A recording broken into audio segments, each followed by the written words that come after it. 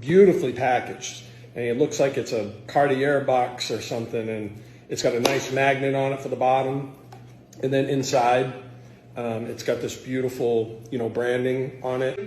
And Victory cologne is kind of the masculine scent of it. So let's go ahead and open this thing up.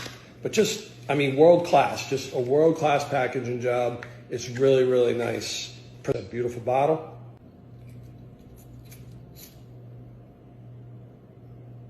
Oh man, that smells beautiful.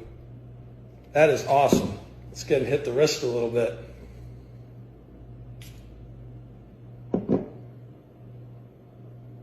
Yeah.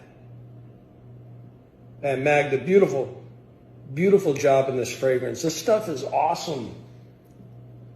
It smells so good. Got probably about 8 bottles of cologne upstairs. This makes number 9. I'm going to put this one at number 1 of 9.